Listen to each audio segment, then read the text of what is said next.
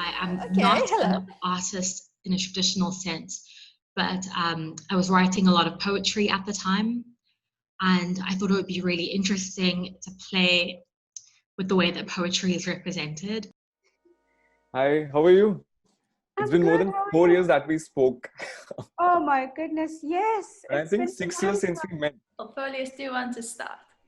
I think you should start because like the beginning is quite misty. We randomly talked about what I do as a photographer. I showed him some photographs and a very good friendship started that eventually blossomed into collaboration. We began collaborating in 2016 when the project began. Computers and like broken communication. A lot of things that are similar. Also because, I mean, we were friends in Cape Town. I do think of my work with the voice to text reader to be a relationship. After parties, I think that helped. Mostly the after parties.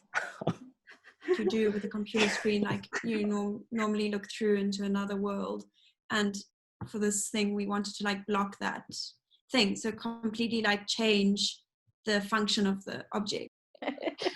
We just started doing collage. We're like sharing each other's memories. Working with the exquisite corpse technique and applying it to You film. had your notebook that you were doing drawings and making notes. Ready-made thing. yeah. And also something like really physical, because we were like collaborating digitally, but we wanted to make something that had like a really like concrete form. And play that to people, which I felt was overly intimate in some ways. And I think that was important and kind of relevant now, because ultimately the poem, eschatology is about kind of the end of the world and apocalypse. Years before, and she also wrote something quite sentimental. So we didn't know each other, and we were like mainly talking over WhatsApp. So we didn't really we didn't have like Zoom or any of these video calls. First, I documented them and it was very different language. But then towards the end, I used some of these Hindi scriptures, which are in Sanskrit, and people don't really understand it. And how they have been mistranslated and misguided to believe in certain things, which is the vested interest of the Krishna consciousness.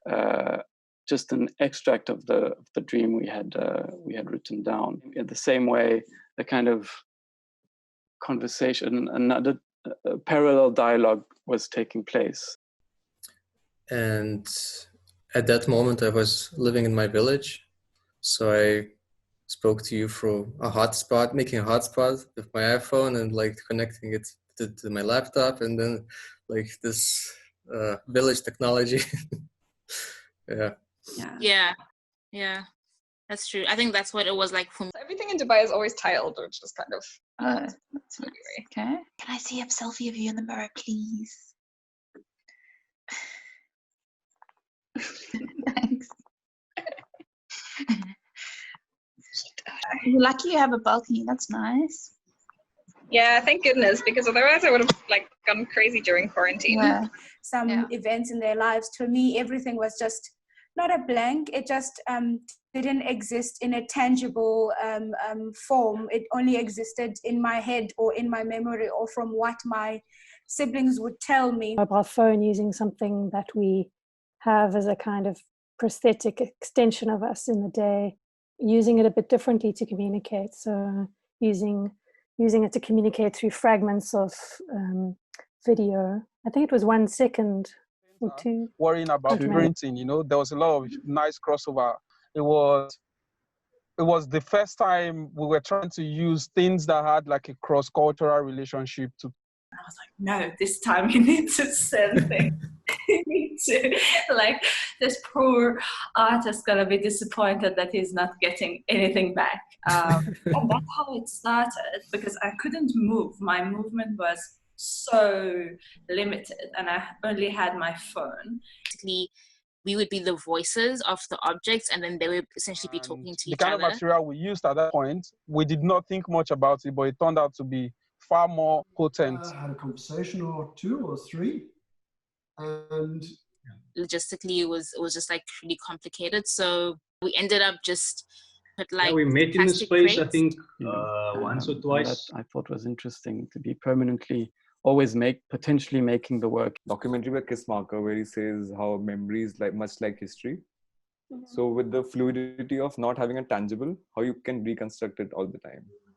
The absence of it can also give a presence of something which was an essence of it, which means. Which references the Gmail, for example. It would be flying through countries, and it will write like a long email of its thought process in the air, and it makes complete sense. Texting when Roger was still in Scotland to come before we came down for his kind of annual visit to Cape Town. I actually couldn't tell whose edit was whose. It was like they'd kind of fused in my memory virtually, and we are able to have conversations with other creatives. A perfect example is what we're doing now. We are on different parts of the country and the different parts of the world, and we're able to share stories using technological platforms. Yeah, I mean, I think I was okay with that, I guess, because I felt like it was also part of the project, basically just like having to let go of whatever the final product would be or the end product. And then something beautiful and perfect would take its place. And so that was like my last kind of ditch effort at like a sense of kind of like hope, I guess, and renewal. New heavens. New earth. Everything would be fine. Discussions are happening all the time, and international people like just speaking all the time. Yeah, and before I never had that, and you were this project. Access the first experience. To data that connects. The interesting thing was the conversation between all the works. So I think that was for me an interesting element of the physical exhibition. And however those dualities work, there's always people involved, you know, at the other end of the picture. And how it allows us to feel like we're being active when we're not. That's one way of looking at it, but I was trying to be, I think, a bit more diplomatic in that. Some teachers have opted to have a village board where lessons are being written on the village board. So as much as we are moving forward in terms of being able to connect and using these platforms for connection, there's a large population out there that is still not there yet. As you noticed, there's less people out in the world, which is a big problem for me. But it's also not necessarily a big problem, because what it created was another reason to now ask myself that what was the point behind pointing the cameras at these places in the first place. And the truth is, it's the people, it's the energy they bring to the space.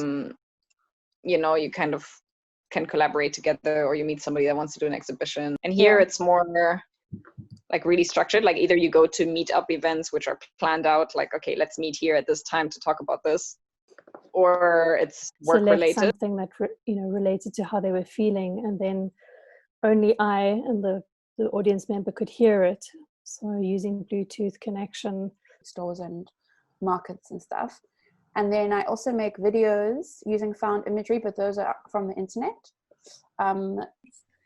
Yeah, we were exchanging them, and then at some point we had to make something from them. And that was a breaking point. Same thing, like really trusting the other person's sensibility and like completely relinquishing control and just letting whatever happened, which was really like quite difficult. Just kind of forced, ironically, but it is much needed. So in that perspective, I think it's pretty helpful. Taking away certain senses in order to heighten other sort of awarenesses of the body or sensory. Everybody's thinking of new way of being and doing things in the new way. So let's hope. We are now praising, which is good, the fact that we are able to connect with people